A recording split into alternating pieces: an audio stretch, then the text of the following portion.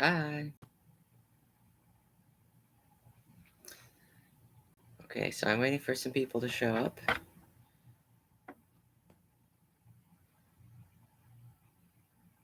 Two people that have been told about this now. And my plan is to be reading 2nd Nephi chapter 8, which is comparable to chapter 51 of Isaiah.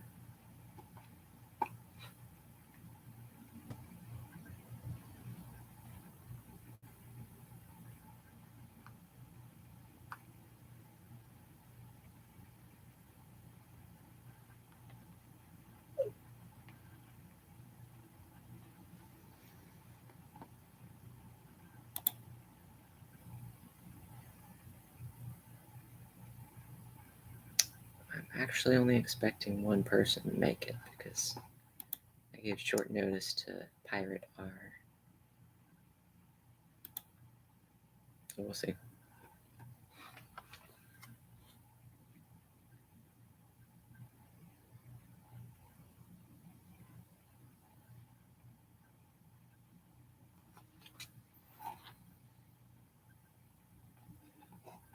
I see 0 people, 0 viewers right now. So probably gonna wait for someone to come join.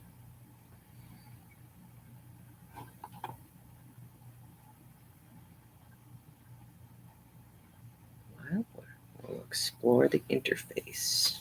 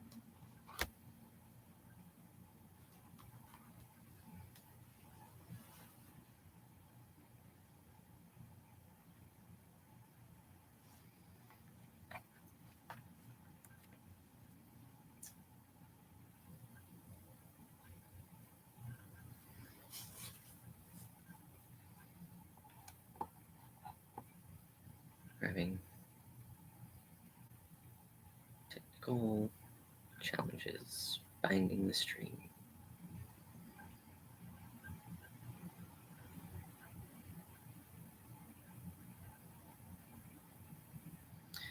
Reminds me of Zoom. Sometimes you can't find your Zoom meeting.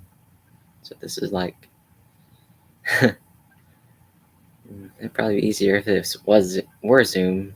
In fact, people are familiar with that. Huh. What else do I have as options? Twitch, Facebook.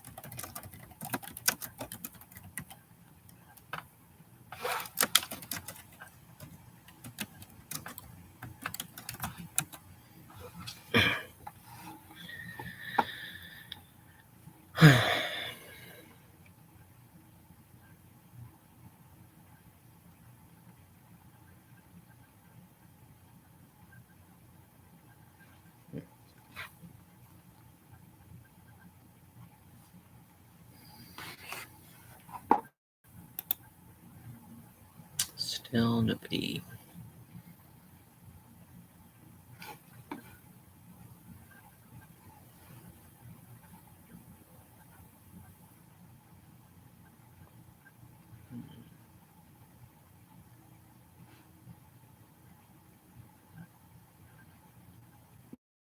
Well, maybe I should try sharing something on the screen.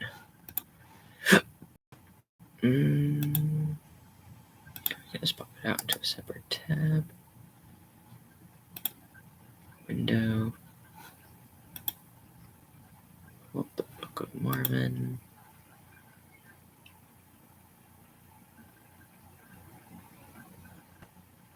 Got a page. Red. It's pretty close.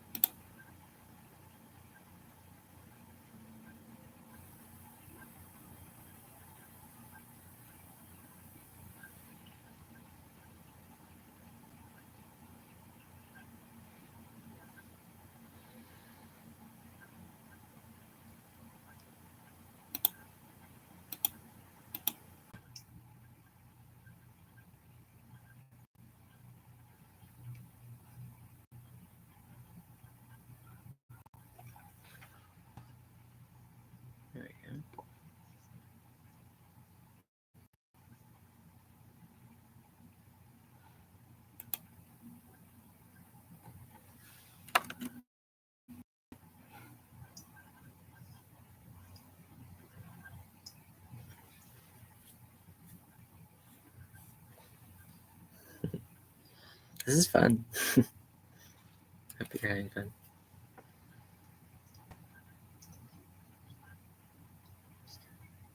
This really helps me work out the kinks in my in the user experience, the viewer's experience. I don't know what it's all like on your end.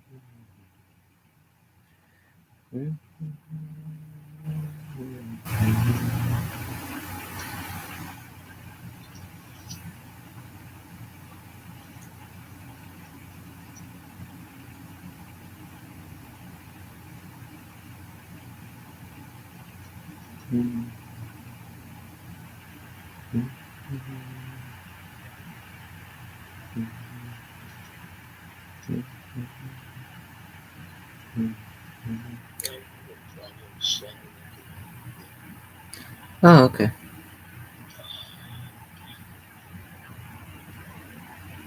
I'm guessing you don't use it very often.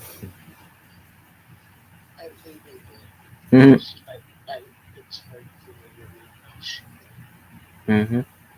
Yeah, I remember. You said that.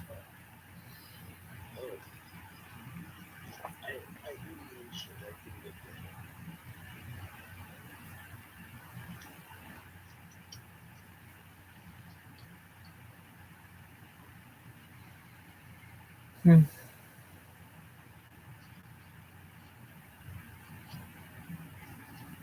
I'm kind of wondering if the link I sent you was broken. Like if the end was chopped off. And so then maybe it got sent to just the general YouTube page.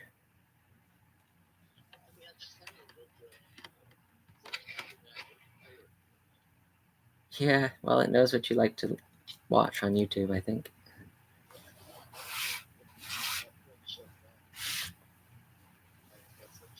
Mhm.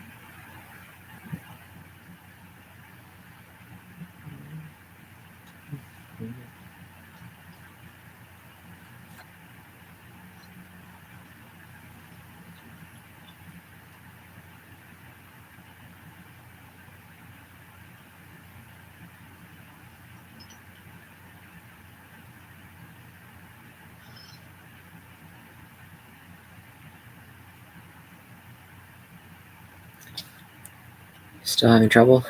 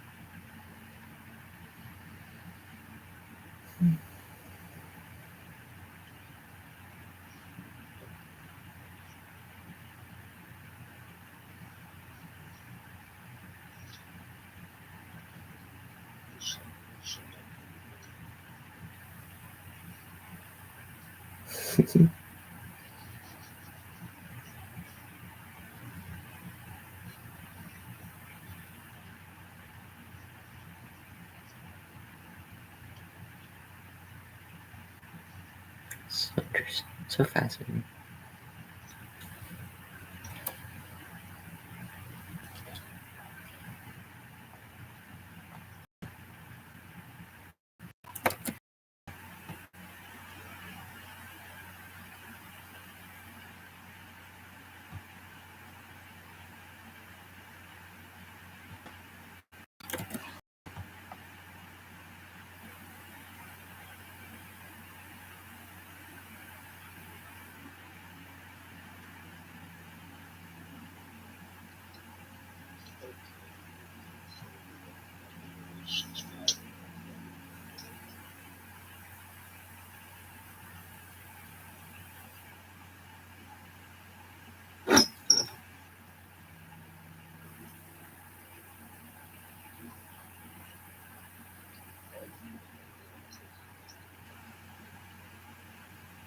Yeah.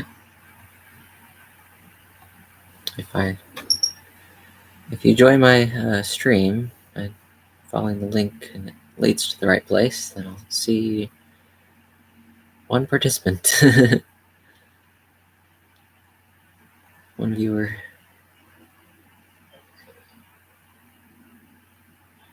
And you should be able to see the Book of Mormon on the screen if you find it. You see it? Second Nephi? Oh, hey, there you are. I bet you can hear me too, right? I can hear me too. That's so weird.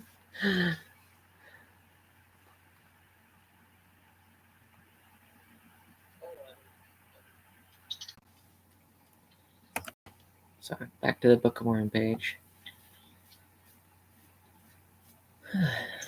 This is complicated.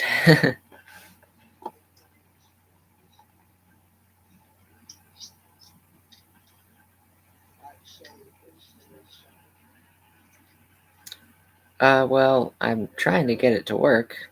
Yeah, there was a soundtrack.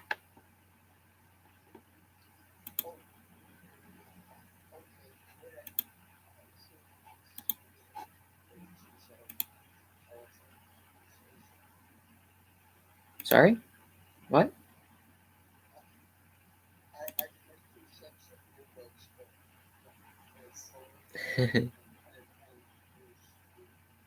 Okay,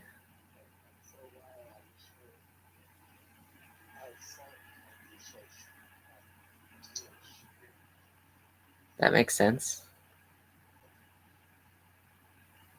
'Cause I'm going through both. Hey, I see you.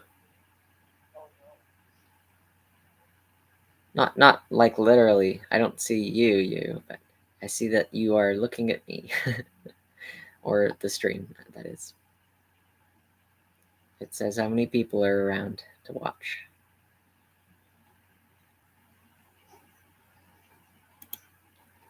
Okay, so do you see the Book of Mormon?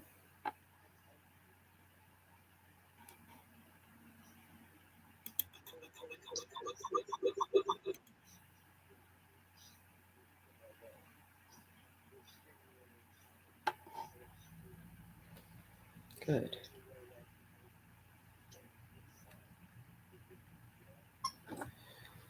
Font bigger. Well, my plan was to read it out loud. I can always zoom in. Oh, did you see me?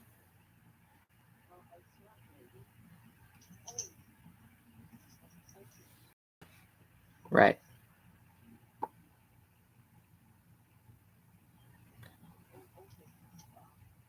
Now, my goal is to have you hear me out of your computer, not your phone.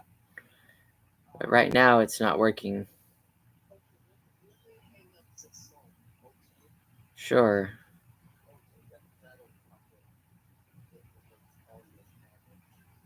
We'll see.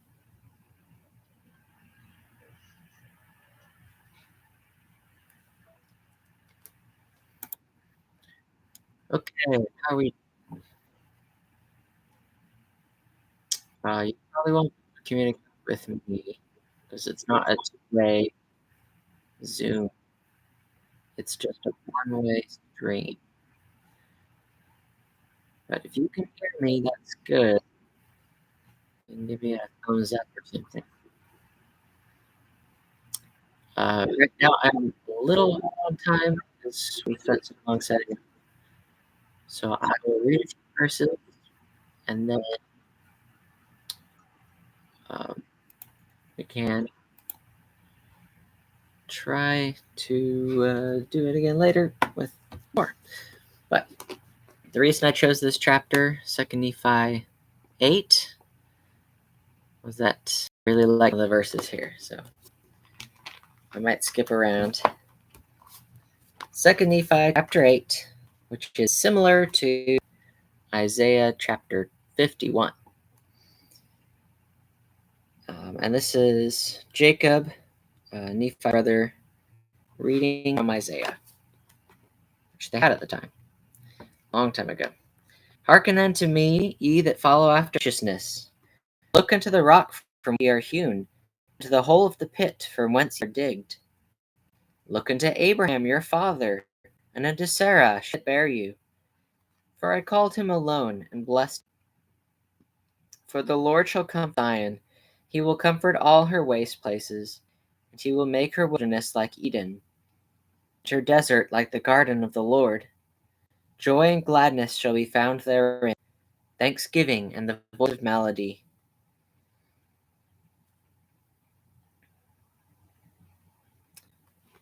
Let's move down a little.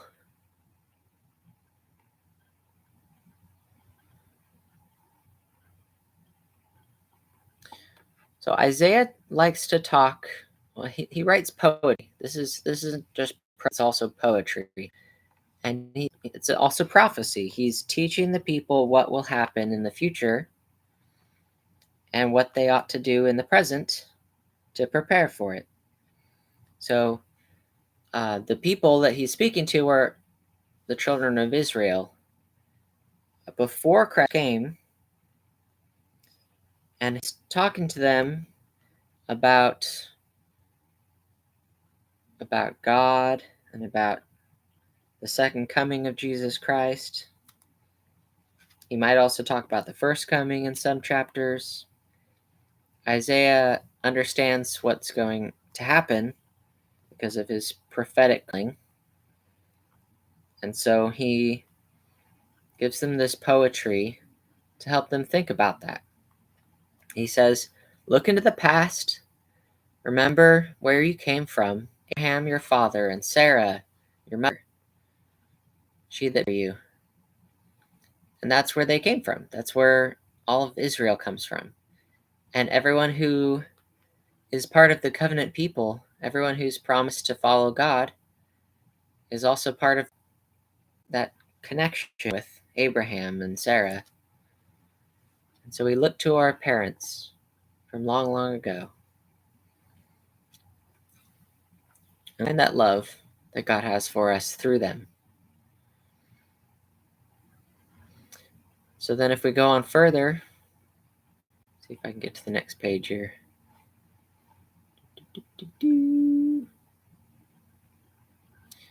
Okay, he provides about how we can trust in God and not man. Boy, I don't have a lot of time to go through this, but I really wanted to read the whole chapter with you.